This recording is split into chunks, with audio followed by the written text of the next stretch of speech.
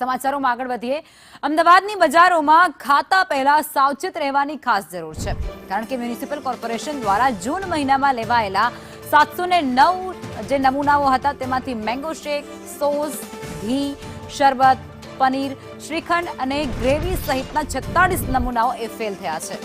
આ મામલે આરોગ્ય વિભાગે સખત કાર્યવાહી કરી અને 545 જેટલા એકમોને નોટિસ ફટકારી છે અને 4 દુકાનોને સીલ કરી છે।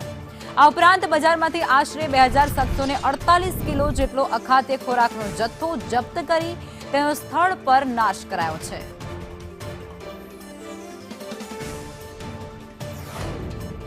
છેલ્લા એક માસમાં અમદાવાદ મ્યુનિસિપલ કોર્પોરેશનના ફૂડ વિભાગ દ્વારા જે અલગ અલગ જાતના ફૂડ આઇટમ્સ છે, જેમ કે પનીર છે, દૂધની આઇટમો અન્ય છે, મસાલા છે, એમાં લગભગ 709 જેટલા નમૂનાઓની તપાસણી કરવામાં આવી છે અને જે આ મહિના દરમિયાન અમને જે અગાઉના મહિનાઓના તેમજ આ મહિનામાં લેવામાં આવેલ સેમ્પલના રિઝલ્ટ મળેલ છે તે પૈકી 46 જેટલા નમૂનાઓ સબસ્ટાન્ડર્ડ કે અનસેફ મળેલ છે।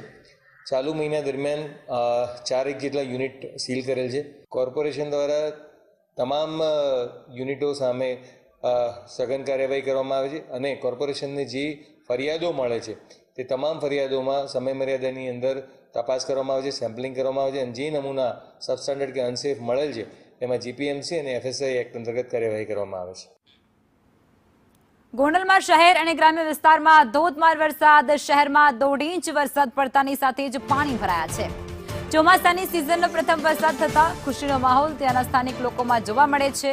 ખેડૂતો ઉપરાંત વેપારીઓમાં ખુશીનો માહોલ છવાઈ ગયો છે।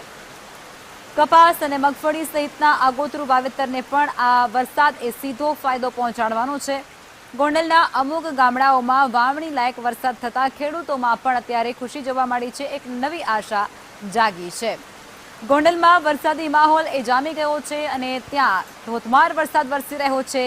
શહેર સાથે જ ગ્રામ્ય વિસ્તારો, ગામડાઓની અંદર પણ પંથકોમાં પણ અત્યારે ભારે વરસાદ નોંધાયો છે। વાવણી લાયક આ પહેલો વરસાદ થયો છે અને જેને લઈ ખેડૂતોમાં, ધરતીપુત્રોમાં અત્યારે ખૂબ ખુશી જોવા મળી રહી છે, આનંદ જોવા મળી રહ્યો છે અને હોય પણ કેમ નહીં, કારણ કે છેલ્લા કેટલાય દિવસોથી આ વાવણી લાયક વરસાદની રાહ જોઈ અને તેઓ બેઠા હતા, ત્યારે આખરે એ રાહનો અંત આવ્યો છે અને આજે આ વરસાદ નોંધાતાની સાથે, ધોધમાર વરસાદ નોંધાતાની સાથે એ તમામ ખેડૂતોએ રાહતનો શ્વાસ લીધો છે, હાશકારો અનુભવ્યો છે।